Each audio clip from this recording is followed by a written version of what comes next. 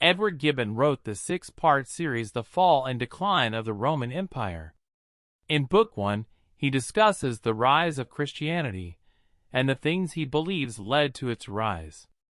This is Part 4 of this series.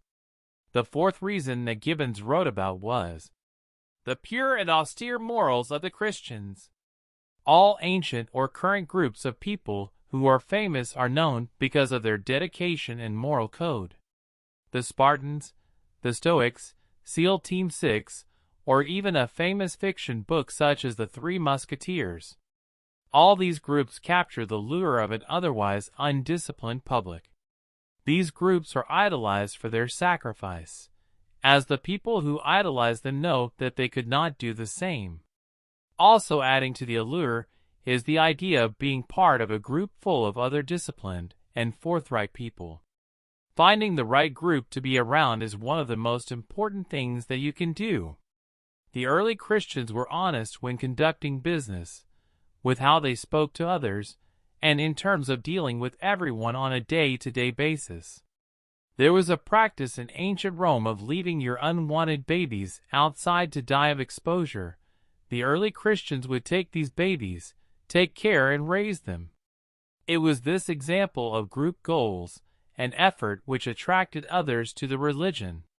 Those closest around you don't really care what you say, they care what you do.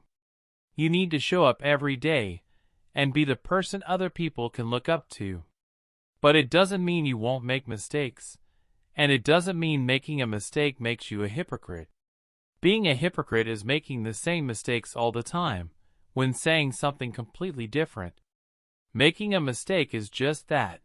If you correct your behavior, then that mistake was the old version of you. Don't worry about people bringing up past mistakes. Everyone has made them. The answer is, well, I don't make that mistake anymore. Now I choose to live differently. In order to be taken seriously, you have to have a set of morals and stick to them. People will see right through you and stop paying attention to you. It is also important to remember that you are part of a group. The early Christians knew that the Roman leaders and others would be looking for them to make mistakes. The Roman leaders were persecutors of Christianity early on, and the easiest way to discredit the early Christians was to hold up the behavior of an individual in the group and use that against the whole. It is important to be aware that this was the case then, and is certainly the case now as well. So if you want to make an impact, be okay with your mistakes in the past, and live as much as possible a pure and austere life. Living an austere life is also something not spoken about in our general materialistic modern age, but it is important. The less you need in this world, the more you have to give, and the less people can use against you. If you are rich, but do not overburden yourself with debt or expenses, no one can bribe you.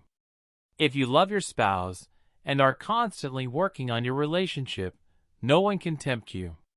If you are a positive and well-meaning person, negativity and criticism won't get you to change your behavior.